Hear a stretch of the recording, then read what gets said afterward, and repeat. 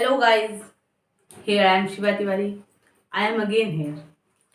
आप लोगों ने मेरे चैनल को सब्सक्राइब किया, लाइक किया, शेयर किया, उसके लिए बहुत बहुत धन्यवाद। मुझे बहुत ज़्यादा प्यार देने के लिए बहुत बहुत धन्यवाद। अब आप लोगों को वेट था पेट के रिजल्ट का। पेट का रिजल्ट तो अभी आया नहीं है, लेकिन जो हमारी आंसर की एक आई हुई थी तो उसकी जगह पर रिवाइज आंसर की आ चुकी है। और हम जानते हैं अगर रिवाइज आंसर की आ जाती है तो बहुत ही जल्द मतलब आपका रिजल्ट जो है वो रिलीज होने वाला है। तो तैयार हो जाइए। आज मैं आप लोगों को बताने जा रही हूँ, बहुत सारे बच्चों को वेट होगा पेट की कट ऑफ का कि किस तरह से कट ऑफ जाएगा, जनरल का कट ऑफ कितना रहेगा, या फिर जो हमारा नॉर्मलाइजेशन है वो किस तरह से होगा, शिफ्ट 1 वालों के मार्क्स पर क्या इफेक्ट पड़ेगा, ये जो हमारी आंसर की रिवाइज जो की आई है तो अब शिफ्ट 2 पे उसका क्या असर पड़ा है, शिफ्ट 1 पे उसका क्या असर पड़ा है, नॉर्मलाइजेशन के बाद में शिफ्ट 2 वालों का क्या होगा, शिफ्ट 1 वालों का क्या होगा। तो ये सारी बातें आज मैं आपको इस वीडियो में बताने वाली हूँ। अगर अभी तक आपने मेरे चैनल को सब्सक्राइब, शेयर, लाइक नहीं किया है तो प्लीज गाइस सब्सक्राइब करें, शेयर करें, लाइक करें और साथ ही साथ मेरे वीडियो को पूरा देखें। इससे फायदा ये होगा कि जो भी मैं बता रही हूँ आपको समझ में आएगा। तो तैयार हो जाइए। सबसे पहले देखिए जो कट ऑफ है हमारा, कट ऑफ की बात करते हैं तो कट ऑफ कितना सरकार को चाहिए, जिस हिसाब से उसने आंसर रिवाइज आंसर की निकाली है। तो जो हमारे रिवाइज आंसर की आई है, क्या आई है, रिवाइज आंसर की,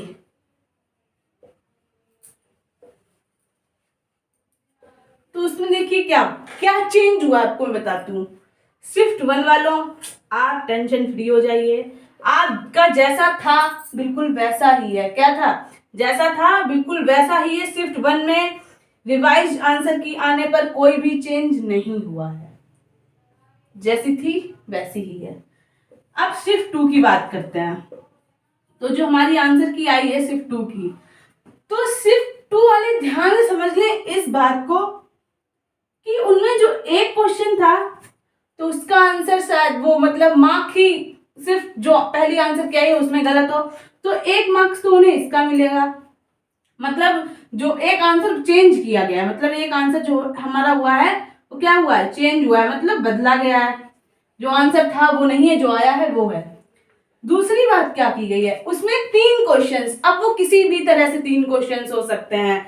मतलब या तो हिंदी का इंग्लिश में कुछ गलत हो, या ऑप्शंस गलत हो, या कोई भी दिक्कत हो सकती है। तो उसमें 3 क्वेश्चंस कैसे हैं, ऐसे हैं जो कि गलत थे, तो उनका फायदा सिर्फ 2 वालों को मिलेगा। यहाँ पर सिर्फ 2 वालों को यहाँ पर क्या होगा, उस चीज का फायदा मिलने वाला है। तो यहाँ पर वो +3 मार्क्स पाने के लिए तैयार हो जाए। अब शिफ्ट 1 वाले सोचेंगे कि जब इनको +3 मार्क्स मिलेंगे तो मेरे साथ क्या होगा। तो अब यहाँ पर प्रोसेस किसकी जाती है, नॉर्मलाइजेशन की। किसकी जाती है, नॉर्मलाइजेशन की।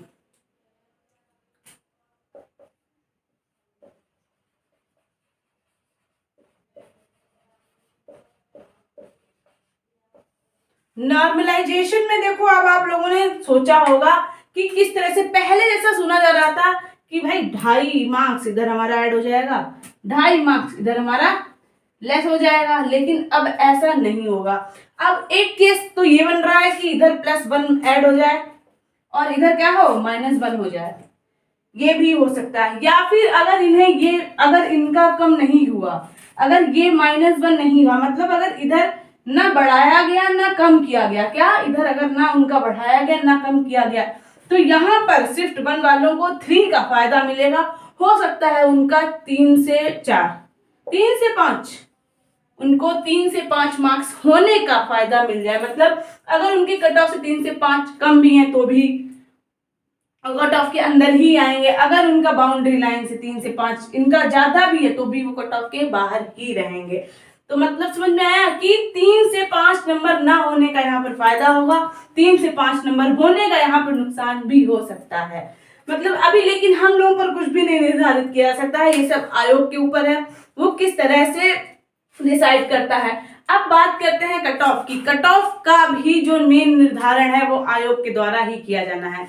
अब वो डिसाइड करेगा कि उसे कितनी वैकेंसीज चाहिए है, मतलब उसे कितने लोग निकालने हैं। अगर वो 1 लाख या 1.5 लाख निकालता है तो कट ऑफ हमारा, अगर वो सिर्फ 1 लाख निकाला तो कट ऑफ हमारा 65 के ऊपर भी जा सकता है, ये बात बिल्कुल तय है। लेकिन अब बोला जाता है जिन एग्जाम्स में भाई निगेटिव मार्किंग हो कितनी 1/4 की, तो वहां पर 60 प्लस करना भी एक बड़ी बात होगी। मैं वनडे एग्जाम्स की बात कर रही हूँ, तो वहां पर 60 या 65 के आसपास जो हमारा कट ऑफ है वो जा सकता है। दूसरी चीज, जो कट ऑफ है वो यहाँ हमारे इसके बाद में जिन लोगों ने पेट का एग्जाम दिया, क्वालिफाई कर लिया, वो लोग लेखपाल का एग्जाम भी तो देंगे। तो उनके लिए बता दूं कि अब जो कट ऑफ है वो मेरे अकॉर्डिंग आपका 55 से 60 जाना चाहिए।